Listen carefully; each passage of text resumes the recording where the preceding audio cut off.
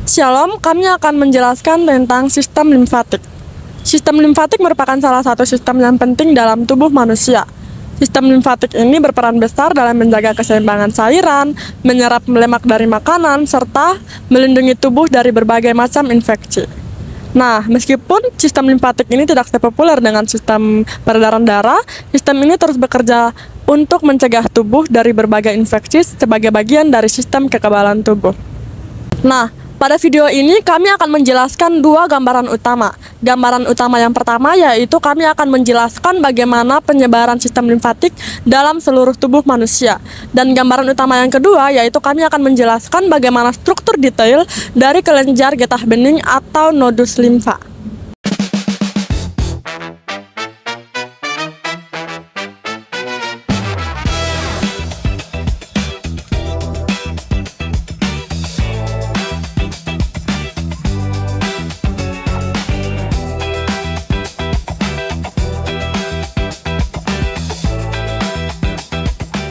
Oke, yang pertama yaitu pembuluh limfatik. Pembuluh limfatik ini adalah jaringan dari kepala, badan, hingga ke kaki yang menyebar luas ke seluruh tubuh. Nah, pembuluh limfatik ini berfungsi untuk mengalirkan cairan limfa, yaitu cairan getah bening yang berasal dari jaringan tubuh. Nah, cairan limfa ini mengandung komponen penting seperti protein, limfosit, sisa metabolisme, serta mikroorganisme seperti bakteri dan virus. Berbeda dengan darah, aliran limfatik tidak dipompa oleh jantung, melainkan dibantu oleh gerakan otot, tekanan saat kita bernafas, serta adanya katup satu arah yang menjaga agar aliran tetap menuju ke pusat tubuh. Yang kedua yaitu tonsil atau amandel. Tonsil atau amandel terletak di bagian kepala dan leher, tepatnya di saluran pernafasan dan saluran pencernaan.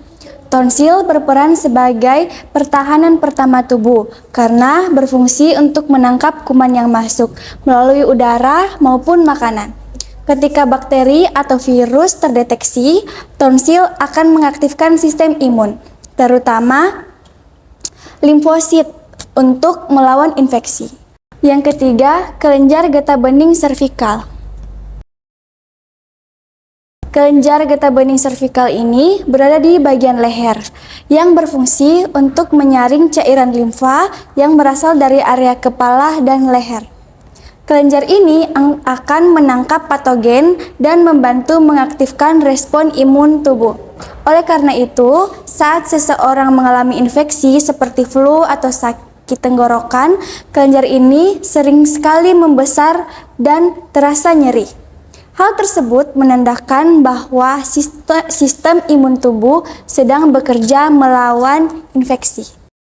Selanjutnya di bagian dada atas terdapat organ yang disebut timus.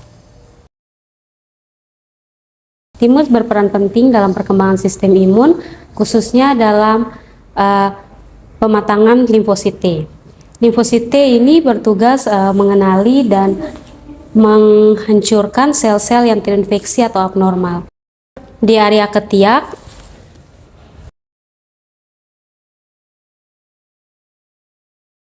terdapat kelenjar getah bening, aksila yang berfungsi menyaring limfa dari bagian tangan, dada, dan payudara. Kelenjar ini berperan penting terutama dalam dunia medis karena sering terjadi lokasi penyebaran penyakit seperti kanker payudara. Pembesaran pada kelenjar ini bisa terjadi karena adanya infeksi atau gangguan pada area sekitar ketiak. Di sepanjang tubuh, kita juga dapat melihat pembuluh limfatik yang saling terhubung membentuk jaringan kompleks. Pembuluh ini mengangkut limfa menuju saluran utama yang disebut dengan ductus thoracicus. Ductus thoracicus merupakan pembuluh limfa terbesar yang berfungsi mengembalikan cairan menuju sistem peredaran darah atau lebih tepatnya melalui pembuluh vena. Dengan cara ini, keseimbangan cairan akan tetap terjaga. Pada bagian perut kiri terdapat limpa atau spleen. yaitu organ limfoid yang berfungsi menyaring darah. Limfa berperan dalam menghancurkan sel darah merah yang sudah tua, menyimpan trombosit serta melawan infeksi yang ada di dalam darah. Berbeda dengan kelenjar getah bening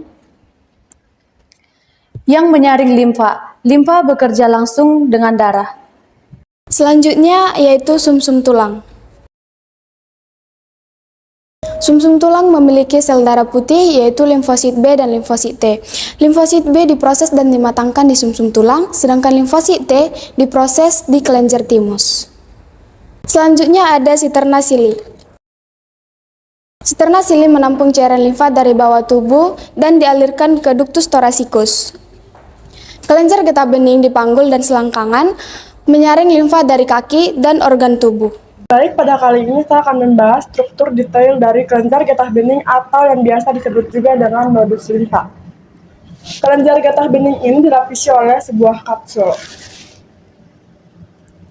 Nah, kapsul ini merupakan jaringan pelindung yang menjaga bentuk dan struktur dari kelenjar tersebut. Di dalam kapsul ini terdapat trabekula. Trabekula ini yang membagi kelenjar tersebut menjadi beberapa bagian. Nah, kemudian cairan limfa yang membawa kuman akan masuk ke dalam kelenjar ini melalui pembuluh limfa aferen. Kemudian setelah dia masuk, dia akan mengalir ke bagian korteks luar. Nah, di korteks luar ini terdapat folikel limfoid.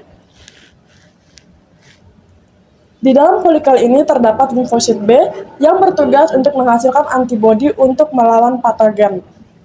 Nah, kemudian dari korteks luar tersebut dia akan masuk ke bagian yang lebih dalam atau yang biasa disebut dengan parakorteks atau korteks dalam. Nah, di korteks dalam ini terdapat limfosit T yang bertugas untuk menghancurkan sel-sel yang telah terinfeksi serta membantu mengatur respon imun tubuh. Nah, kemudian dari korteks dalam atau parakorteks ini dia akan masuk ke bagian yang paling terdalam dari kelenjar tersebut, yaitu medula. Nah, medula ini merupakan inti dari sistem pertahanan tubuh di dalam kelenjar tersebut. Pada bagian medula ini terdapat makrofag yang berfungsi untuk memakan serta menghancurkan kuman. Kemudian adapun sel plasma yang bertugas untuk menghasilkan antibodi dalam jumlah yang besar. Nah, setelah medula, di dalam kelenjar ini juga terdapat sinus limfa yang berupa benang-benang kecil berwarna hijau. Nah, sinus limfa itu merupakan saluran tempat mengalirnya cairan limfa yang sehingga dapat bersentuhan langsung dengan sel-sel imun dalam tubuh. Setelah semua proses penyaringan selesai, maka cairan limfa yang telah bersih akan dibawa keluar oleh kelenjar tersebut melalui pembuluh limfa eferen. Nah, setelah dikeluarkan, dia akan kembali menuju ke sistem peredaran darah. Sebagai penutup, sistem limfatik ini bekerja secara terintegrasi dan sangat kompleks. Mulai dari tonsil sebagai pertahanan awal, kemudian masuk ke dalam pembuluh limfatik sebagai jalur transportasi, dan yang terakhir yaitu kelenjar getah bening sebagai pusat penyaringan. Tanpa sistem limfatik ini, maka tubuh akan kesulitan dalam melawan infeksi dan mempertahankan keseimbangan internalnya. Demikian dari kelompok kami, sekian dan terima kasih.